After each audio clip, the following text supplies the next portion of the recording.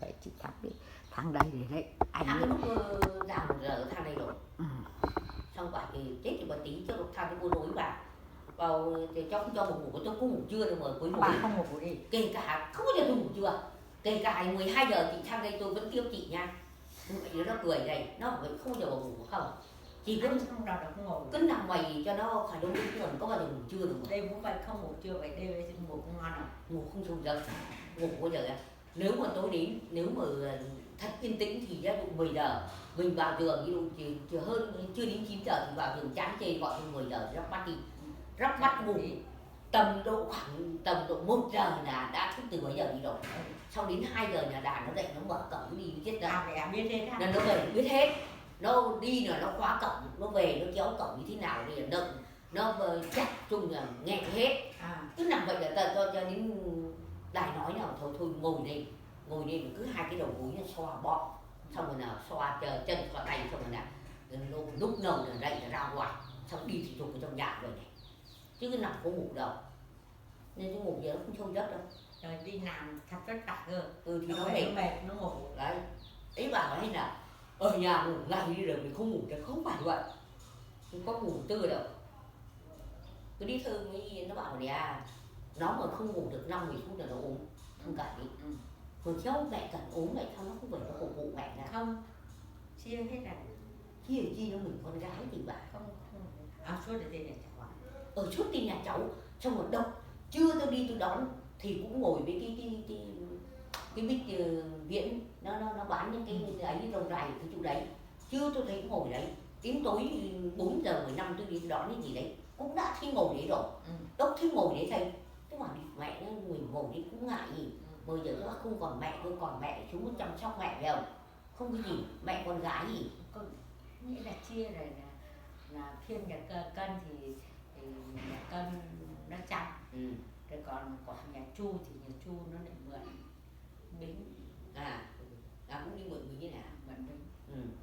Đấy, phiên nhà cân thì nhà nó chăm chăm được thì nó không mượn.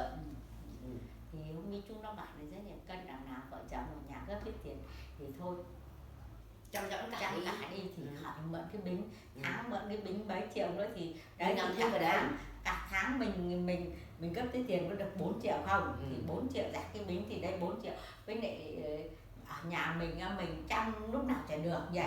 Thay thung mình tranh thủ mình làm thay cũng thao 4 triệu mình phải tháo 4 triệu. Để còn đồ nọ đồ kia nữa mình phải chăm thì các em toàn đứa nó có ấy, thì nó mua tí nọ tí kia hoa quả chứ phải có đầy ấy. Chứ không cái thêm thì không biết, như cô đi thì Tho thì nó có thì nó chả bỏ biểu nó cho. Cái thân đấy chứ không ấy đâu. Vậy thì giá như tôi đi thơ mày này thôi, em nó mượn người tôi xuống đi chồng mẹ rồi còn nói gì thì mẹ không cái gì, mình chồng mẹ tháng được 3-4 triệu rồi nhưng mà này bảo nửa các bạn nửa đấy, thuốc ngày cứ thí ngồi ở cái chỗ cái chi thì đấy. Bữa trưa tôi đi đón cũng gặp nhá, tối tôi đi đón cũng gặp nhá.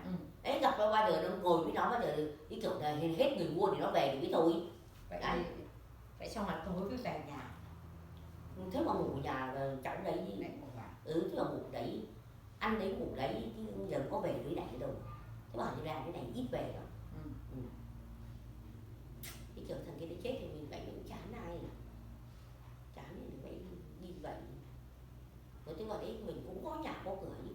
Ở cái nhà đấy thì non mẹ phải không, kiếm mấy triệu thì nhà cửa mình ấy lắm, đi chỉ cái đóng cửa đi suốt như vậy.